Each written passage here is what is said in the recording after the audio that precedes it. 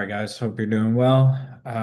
Let's go over the watch list into this week. First, starting with SPY. So, we did see some pretty aggressive dip buying on Friday when we hit the weekly nine. So, you can see we printed a hammer with high volume, 130% volume. So, that's pretty significant in terms of finding support there, right? So the 50 or weekly nine, close enough, is a good support level to pay attention to.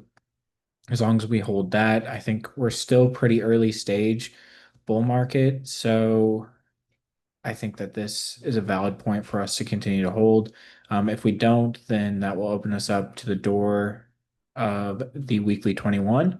So just keep an eye out for that. That's a potential spot for us to, um, if we lose that support here on the weekly nine. Okay, so just keep an eye out for that. Right now, we've got the trend bars are yellow. So you want to remain cautious. You can see here we had yellow trend bars. We had a yellow trend bar for a second there, but then we avoided all this chop by sitting out during that yellow trend bar action. So we just have to be aware that this is a risk off period, in my opinion. This isn't where we press the gas. Past few months, all in through here. We've been pressing the gas ever since we started buying and getting aggressive. We sat out for most of this bear market and started to get aggressive right actually on this day right here. So we started trading on this day here. So we've had all of this progress in through here. We sat out during the chop in this right here. And we've been very active the past, so basically from May 1st until October 9th. Now we've been less active. I took one trade last week. I think one trade the week before, maybe two, but it's just not the environment to get aggressive. This is where we protect our capital. So you have to keep that in mind. We're going to keep paying attention to stocks, their setups, and kind of stay in tune with the market to make sure that we recognize when conditions change. But right now, we're not in an environment that is too favorable at the moment. A lot of leaders are breaking down, um, and we're just not getting any traction on our long trades. So um, we can look to play short, but right now we're at support for SPY. So it's like the best thing to do is just stay cash, right? So, but we are at a support level. So you're seeing us at support here on the RSP, which is the equal weighted ETF. You can see here my terrible line, but you can see we are forming a double top right there, and trend bars have turned red. So you can see here they turned red here. They flipped back pretty quick. They turned red here. We got a little bit of a move higher, but right now it's like under the surface. You can kind of see that there's the mega caps are holding us up. And other than that, it's been pretty difficult for other stocks to get going. Can take a look at this here, which is the first we'll take a look at the put call, right? So the put call, you can see here, um, we have worked off this extreme bullishness that what we were seeing when we got below 0.65, which was the lowest reading we've seen in a long, long time.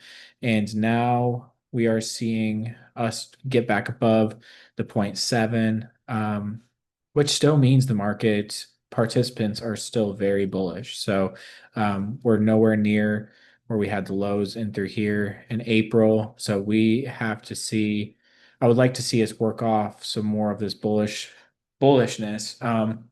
I just don't think that right now there's a lot of the sentiment is not there for a huge bounce, in my opinion. Let's see. We had an undercut and rally on rates, not too much to note there. Slowly trying to trend up on the dollar and then VIX. You can see that daily candle here, very similar to SPY. And but we're getting buy signals on the VIX, so we'll have to pay attention to that. And then as for the breadth, so this is basically just looking at the stocks that are S&P 500 above the 50-day. So usually when we get too hot, we have to work it off. We get too cold, which this was April down in here, we have to work it off. We are at a spot where we potentially could see a short-term bounce, but I don't think we're going to see any intense rally, in my opinion. So I don't think that's the case at this point. And then looking at this, basically, this is when there's too many stocks that are bullish above their 50-day. This is when there's too many below, and you can see usually we see pretty sharp moves once we get to these oversold readings. But right now, we don't have that. We're kind of just in the middle, right? We're in the middle. We're in the middle, like, and spies at support. So maybe a short-term bounce we see next week. As for can take a look at the idea IWM real quick. This one actually, trend candles are turning red, which is the first time since this bear market uh, decline. So we got to pay attention to that. Actually, there was one day where we had that there. So this is the first time in where we've had 2 days in a row. Usually don't see one candle. That's pretty rare. But yeah, so keep an eye on that. Bitcoin. Bitcoin looks like it's at its last leg of support, in my opinion. You can see how we're clinging to this weekly 50. So, and I already put this in the Discord, but you can see here we held the weekly 50 here, we held the weekly 50 here, and now if we don't find support here, I think this could be some pretty bad news for Bitcoin.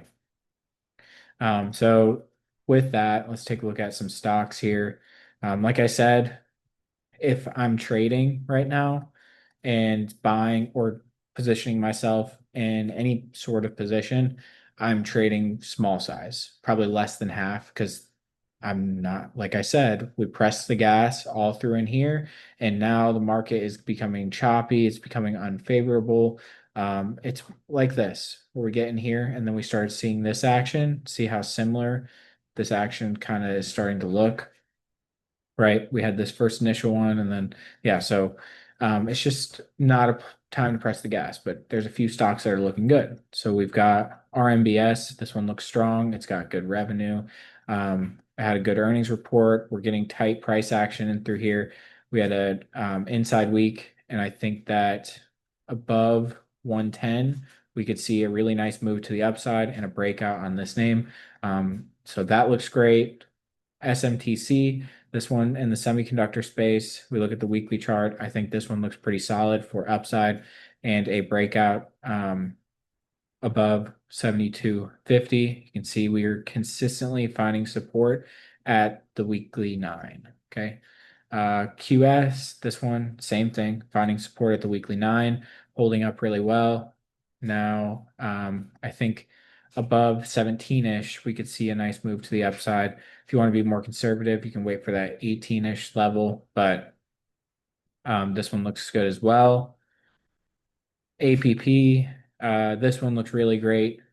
We're holding support. We got through earnings. We're still above 25% on year over year, so that looks good.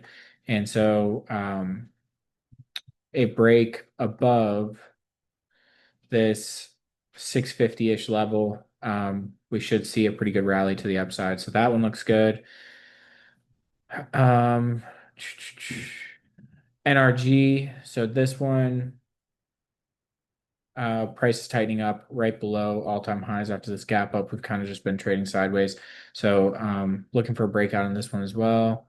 AEO, so this one had a really good earnings report last quarter, and it's kind of done nothing since.